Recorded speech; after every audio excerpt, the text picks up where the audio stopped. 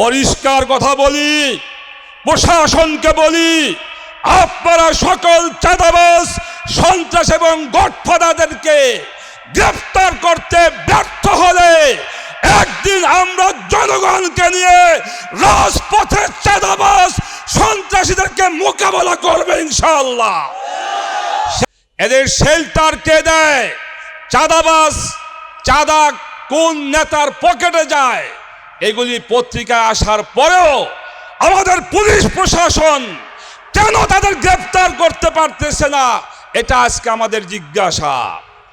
এবং মোহাম্মদপুরে চাঁদাবাজ ও মাদক ও সন্ত্রাসের প্রতিবাদে আজকের আয়োজিত বিক্ষোভ সমাবেশ এর সংগ্রামী সভাপতি উপস্থিত রয়েছেন সারা বাংলাদেশের জনগণের নয়নের মণি, মোহাম্মদপুর ঢাকা 13 আসনের মাটি ও মানুষের নেতা আল্লামা মামুনুল হক সহ ওলামায়ে কেরাম, তৌহিদি জনতা, সাংবাদিক ভাইয়েরা, প্রিয় ভাইয়েরা, আজকে ঢাকার শহরে মোহাম্মদপুর হলো একটি আতঙ্কের নগরী।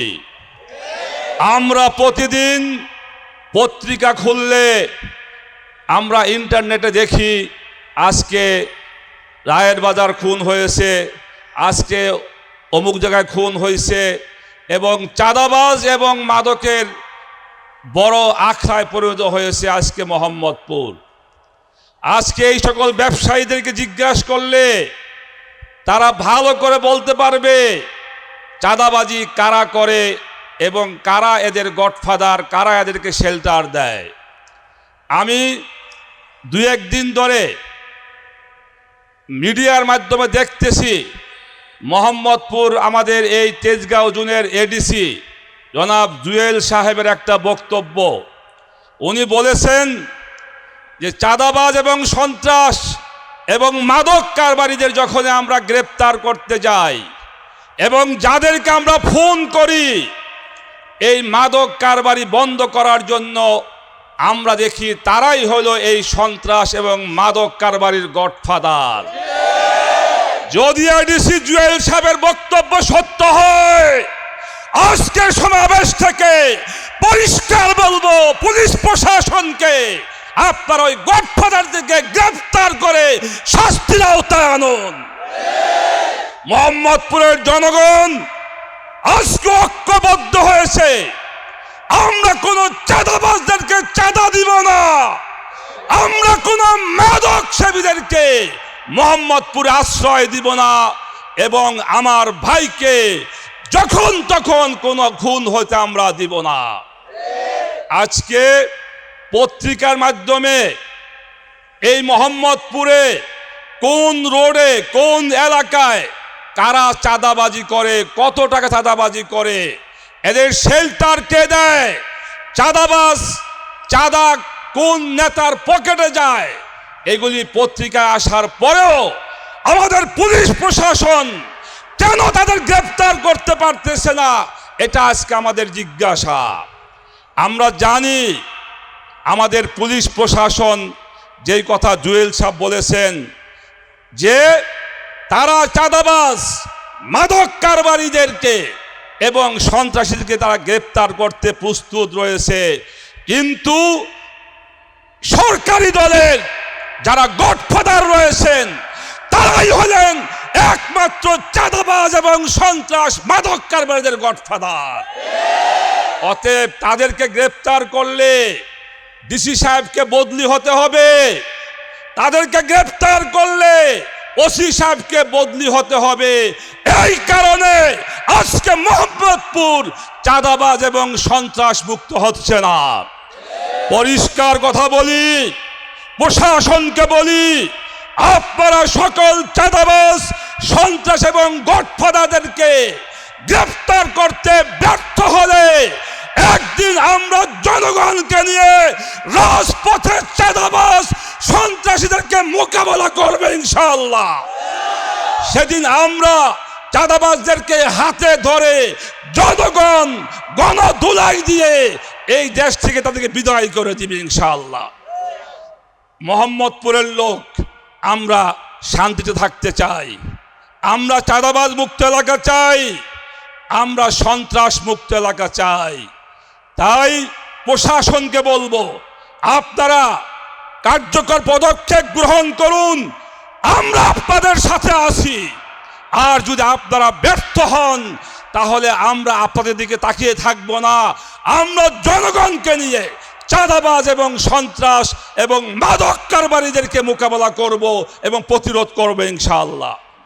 ভারতের পশ্চিমবঙ্গে গত কয়েকদিন আগে নির্বাচন হয়ে গিয়েছে। এখানে শুভেন্দু অধিকারী একজন লোক ভারতের পশ্চিমবঙ্গের মুখ্যমন্ত্রী হয়েছে।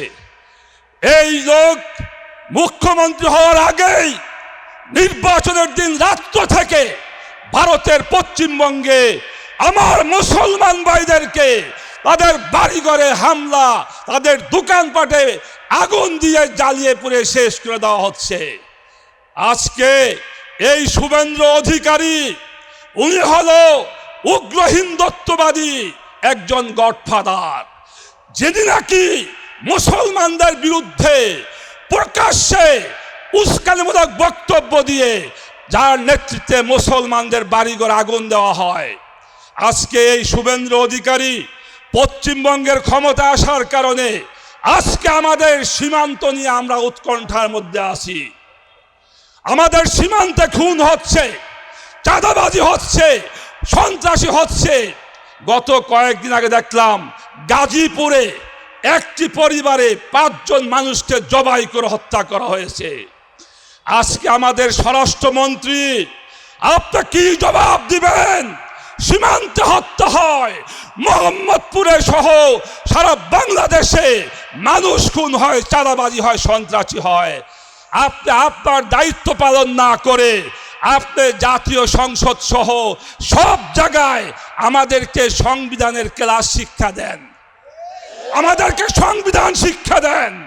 মনে হয় আপনি হলেন সংবিধানের মাস্টার আর সমস্ত নেতারা হলো, জনগণ হলো সংবিধানের ছাত্র। এই জন্য যখন স্বরাষ্ট্রমন্ত্রী উনি আইনমন্ত্রীর কাজ করে, তখন এই দেশে সন্ত্রাস এবং মাদক এবং খুনাখুনি বন্ধ হতে পারে না। অতএব এই খুনাখুনি, সন্ত্রাসী এবং মাদক এবং সীমান্ত হত্যা সহ সকল হত্যার দায় এই স্বরাষ্ট্রমন্ত্রীকে বহন করতে হবে। যদি স্বরাষ্ট্রমন্ত্রী আপনি ব্যর্থ হন তাহলে পদত্যাগ করেন, পদত্যাগ করেন। আমরা অতি কথন আমাদের ভালো লাগে না। আমরা শান্তিময় বাংলাদেশ চাই, আমরা চাঁদাবাজ মুক্ত বাংলাদেশ চাই, আমরা খুনাখুনি মুক্ত বাংলাদেশ চাই। আপনার এত সংবিধান আপনার দায়িত্ব রেখে এটা জনগণ পছন্দ করে না। প্রিয় ভাইরা, ভারতে এইভাবে মুসলমানদেরকে খুন করা হলো, অত্যাচার করা হলো, অথচ বাংলাদেশে বর্তমান ক্ষমতায় হলো জাতীয়তাবাদ এবং ইসলামী মূল্যবোধে বিশ্বাসী সরকার। আমরা দেখলাম সরকারের মুখে কুলুপ এঁটে বসে আছে। তারা পশ্চিমবঙ্গে ভারতে মুসলমানদের অত্যাচারের বিরুদ্ধে তারা টু শব্দ পর্যন্ত করতেছে না। যদি সরকারকে বলি আপনারা যদি চুপ থাকেন, জনগণ মনে করবে আপনারা ভারতের সেবাদাসী সরকার। পরিষ্কার কথা, 24শে জুলাই অভ্যুত্থানের পরে আমরা বাংলাদেশ থেকে ভারতীয় আধিপত্যবাদকে দূর করেছি, আমরা ভারতীয় সেবাদাস সরকারকে দূর করেছি। আপনারাও ভারতের সেবাদাস হয়ে বাংলাদেশের জনগণের এই রাষ্ট্রীয় ক্ষমতায় থাকতে পারবেন না। তাই অবিলম্বে ভারতের রাষ্ট্রদূতকে ডেকে এর কড়া প্রতিবাদ করেন, অন্যথায় জনগণ আপনাদেরকে ভারতের সেবাদাস সরকার মনে করবে। প্রিয় ভাইরা, আমি আপনাদের সবাইকে চাঁদাবাজ সন্ত্রাসের বিরুদ্ধে সরব হওয়ার জন্য আহ্বান রেখে আমার বক্তব্য শেষ করছি। খোদা হাফেজ, বাংলাদেশ জিন্দাবাদ।